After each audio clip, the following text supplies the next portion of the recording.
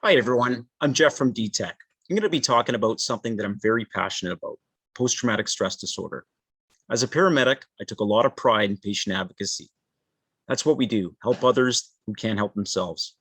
Unfortunately, I wasn't a great self-advocate when it came time to asking for help, and I really struggled to the point where it nearly cost me my life.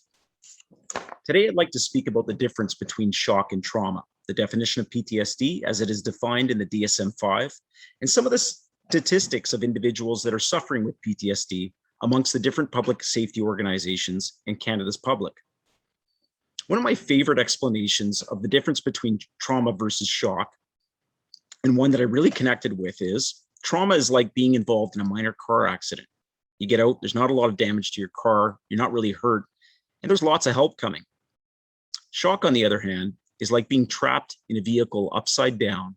You're seriously injured, alone, and no one knows where you are.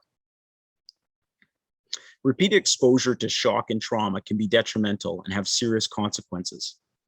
PTSD is a devastating multi-symptomatic disorder that can develop after exposure to a serious traumatic event. Traumatic symptoms stem from the frozen residues of energy that have not been properly resolved and discharged. This trapped energy wreaks havoc on our bodies and nervous system. Facing trauma head-on will immobilize us, and until we have the right tools to dismantle these forces, we will continue to suffer. First, let's talk briefly about the definition of PTSD as it is found in the DSM-5. The DSM-5 is a diagnostic and statistical manual of mental disorders published by the American Psychiatric Association.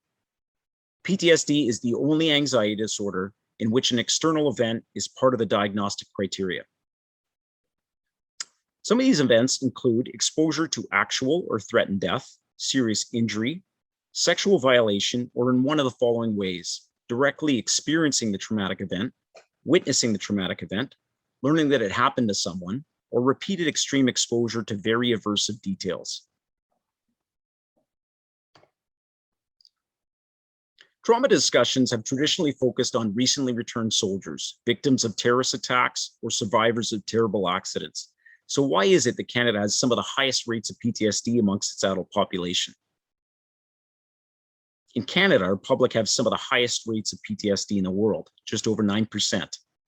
First responders are 3 times more likely to develop PTSD than Canada's public. And it's estimated that over 250,000 of Canada's first responders have been diagnosed with PTSD as a result of their occupation. We will never get rid of trauma and suffering, but we need to learn how our minds and bodies react to it.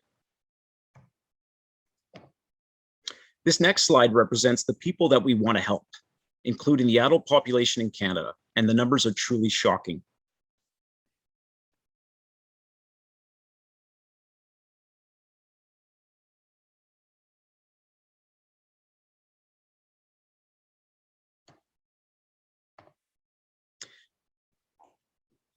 The categories of PTSD symptoms are intrusion, avoidance, negative alterations in cognition and mood, and marked alterations in arousal and reactivity.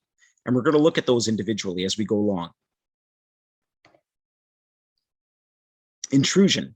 PTSD causes people to become too trapped in the past to be at peace and too damaged to be present. Your body is here, but your mind is still there. The trapped, unresolved energy in our bodies begin to surface in the form of nightmares, intrusive memories, flashbacks that are so real, it feels like you were back at the event or watching it unfold on a movie screen in front of you. Avoidance. In general, people with PTSD are very avoidant. They don't want to talk about it, they don't want to think about it, and they definitely don't want anything to remind them of it.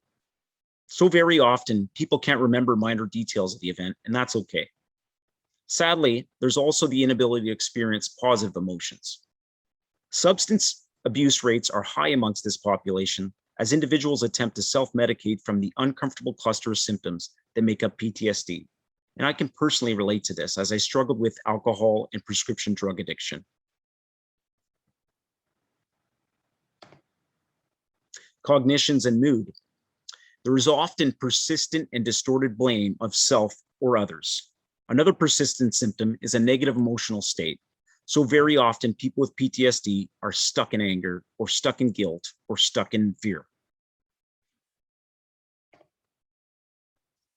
arousal and reactivity.